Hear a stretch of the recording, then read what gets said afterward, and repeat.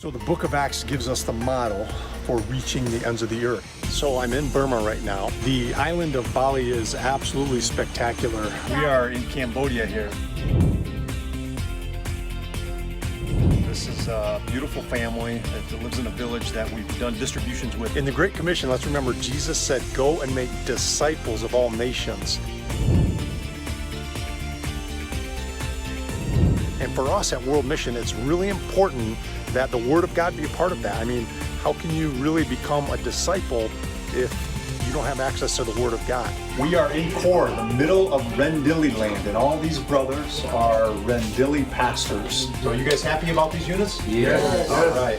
Cambodia is an amazing country. It's surrounded by Laos, Vietnam, and Thailand, and the 16 million people that live here, they say about 85% are Buddhists, and many of them have never heard the gospel for the first time.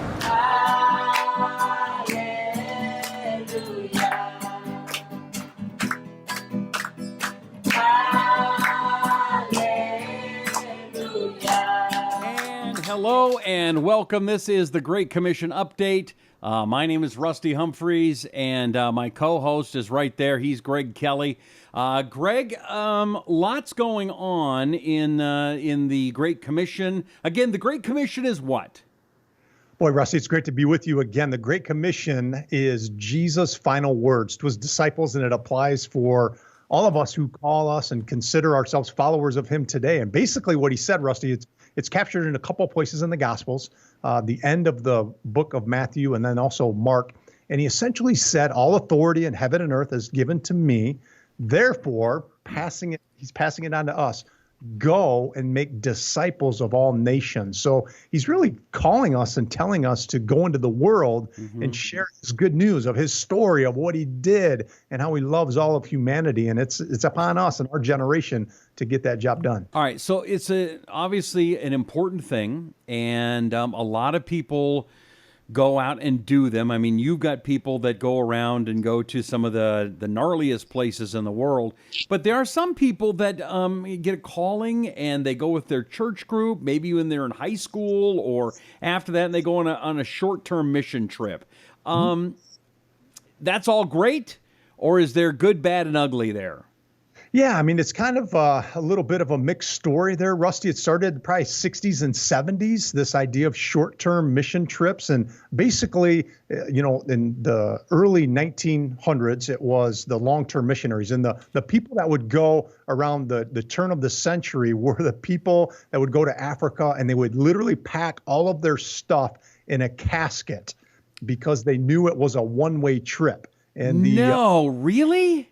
Everything would go in a casket because they literally knew that they were not coming back. And for the people, malaria took their life after 2-3 years. There's incredible amounts of stories of typhoid taking lives just after a couple of years being there. So people were literally all in and planned on giving it all. And then obviously with medicine and the advances in medical access, people were staying there longer, and so many people, Rusty, would give their lives in 30, 40 years to a mission field. And, so it's kind of like either you're literally all in and giving your whole life or really nothing. Right. And so I think the short-term emphasis came along to say, hey, maybe we can support some of these guys that are going out in the long-term aspect of it and just come alongside of them and encourage them for a week, 2 weeks, or a month. So it really started with a real, genuine heart and a real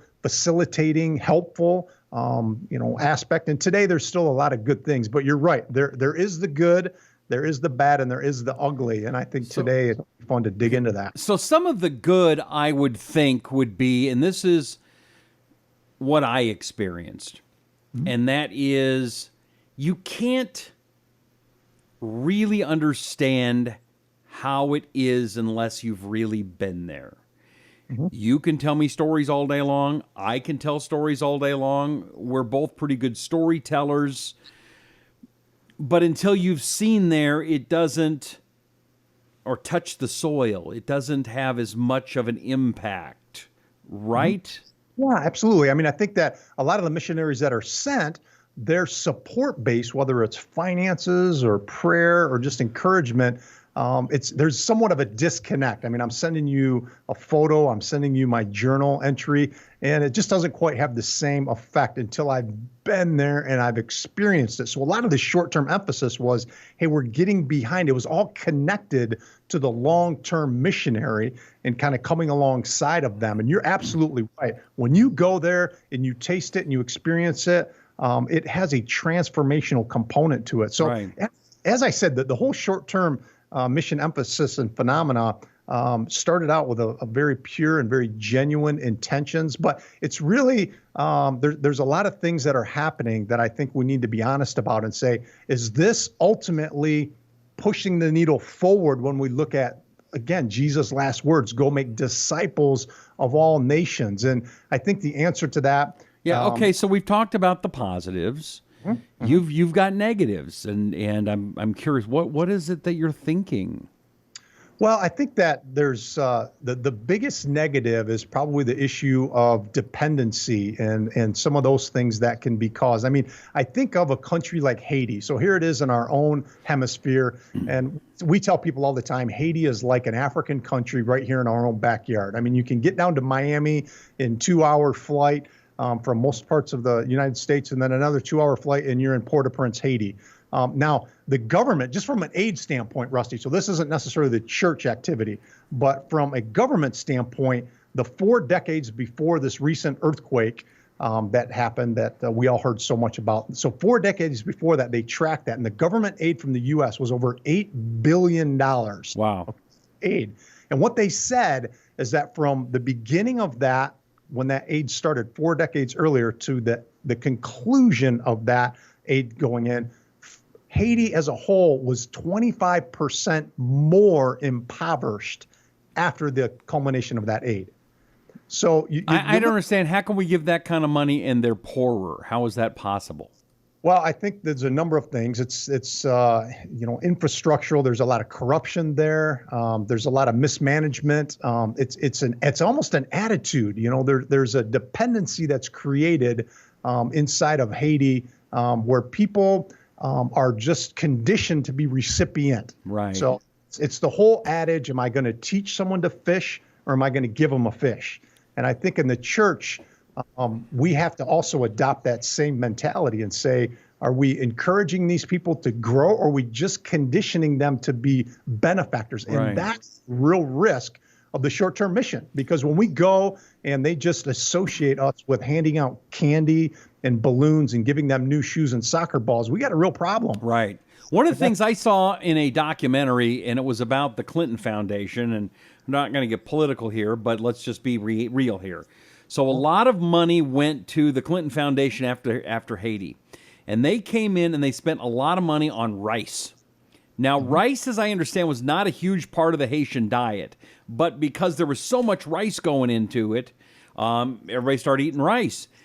And that put the rice farmers out of business in Haiti, because why would you buy rice from Haiti when you're getting it shipped in free from America? Is that that's kind of what you're talking about, right? Yeah, and you can make a case even in the clothing business in East Africa. There's countries that have been decimated from the manufacturing of the clothing because of the used clothing that just gets poured in there and given away and given freely, and it destroys the jobs there. So it's weird seeing New Kids on the Block T-shirts in Africa. There you go. Yeah, yeah, exactly. Hey, look, I got a great Wham T-shirt. It's just kind of odd, right? Yeah, exactly. So there's a lot of cases where the idea of my good intentions are actually detrimental. It's this idea of when helping hurts. There's a book on that, When Helping Hurts. And we want to help. As Americans, we're the most benevolent country and people in the history of humanity, right? Absolutely. But that can also work to the detriment when we're just conditioning people to be recipients. And a lot of the short-term mission trips, unfortunately propel that. There's stories that I've heard in the places, and particularly Christian orphanages are many times the recipients of it. And you've got orphanages that have said, hey, we don't need any more short-term teams. Literally, this one orphanage, the 6 consecutive teams that came in, they painted the walls different colors. And so Each team came in, they just painted a wall. each team came in and painted the same wall a different color. So the people who are receiving them feel obligated. Well, we got to put them to work. We got to have them do something. Right. And we're doing these menial tasks that really aren't moving the needle from a standpoint of making disciples of all nations. So, the other thing that goes on when we go to these just these orphanages, because again, that's the recipient of so many of them, is we don't think about the emotional connection and detachment that goes on with these kids. And a lot of these places are saying, man, when these people come in, they love on our kids and we appreciate that. And that's wonderful. But then we have to deal with these kids and the trauma of emotional separation from the young girl or the guy, for that matter, whoever it is, who was loving like crazy on this kid for a week, and then they're gone. And we come back home and we're happy as a clam, and we're showing all of our friends our selfie photos of it. And I call it the me mission selfie syndrome. I mean, right. we're looking to populate our social media with these photos, and we don't consider some of the deeper issues that are going on with it. And we really have to be realistic about these. So are you suggesting then that regular folks like me shouldn't go on missions? No, I think that there's definitely a role today for short-term mission trips. I think some of the things that are positive are if we go into it and we say, let's pour into, instead of more the kids and the children that are everywhere, let's pour into the missionary. Let's invest in the mission family. I mean, missionaries are coming and going at unprecedented rates, Rusty, because of the stress that they're under, and they're coming back home quickly. I'm talking about expat missionaries. Okay. And so just to encourage them and love them in the calling that God's put on their life, but also the national missionaries. So when we go, if our objective is to come alongside of them, then that's a beautiful thing. If we go, secondly, with the idea of I'm there to serve, and not kind of this idea of self-glorifying myself, that's obviously a leading thing, and just this idea of just going to give them stuff, it creates dependency. Okay, so then let's talk positive then. Yeah. If I'm very glad I went on my missions. I am. It is a great part of the fabric of my life. What makes a good mission trip then? Can you give me some practical tips? What would be a good trip? What should I do? I think going into it with an idea of I'm going to learn from the culture is a good starting point. So I'm not coming into it and saying I have all the answers. A lot of times if we come into it, and let's just say we're a builder, we're a construction person, right? And we kind of know how to build stuff. And so I think going into it with an attitude of just great flexibility and saying, okay, I'm going to come alongside and serve these guys that are building. We built churches in Congo, I'm thinking of. And I can remember very, very vividly the guys who are the construction guys in Congo. Their idea of a plumb wall is very different than these professional construction guys I had with me on my team who are going crazy. Right. Because it's kind of a little angled, but we're just kind of saying, hey, just relax. It's okay, because we need to honor these guys. This is how look around you. All of the buildings look the same. All the walls are a little off. So just come alongside of them, learn from them. How do they build stuff here? It's not about us having to do it our way to make it right. So I think that is definitely a big point of it. But also, again, this idea of I want to learn. There's opportunities in these cultures for us to learn from them, how they do things differently, to experience their food, to learn a few words from their language. Oh my gosh, you want to bless them. Get a few greetings in your back pocket, and use those and exercise those as much as you can. So I mean, those are some of the real practical things that we can do as we're going in there. So what would you say if I went would be a successful trip? And because it can't all be about me. No, it right. can't all be about making them dependent. Mm-hmm. Right. I think, what is it I should be looking for? One of the big questions I think we all need to ask ourselves is, what is the legacy impact? So in other words, after I'm gone, what kind of a lasting impact is going to be left because of my presence? And that goes back to, again, Jesus' final words, make disciples. So how have I moved the needle forward as far as making disciples of all nations? And if that has to do with, maybe there was some training that was involved, obviously with us, let's do a commercial for the Treasure, right? I mean, the Treasure is the solar powered audio Bible. And so when our teams go, or when people associated with World Mission go, they're always leaving behind the Treasure. And it's really neat when we're on the airplane and we're leaving. And my team, I see them looking at each other and they're going, you know what?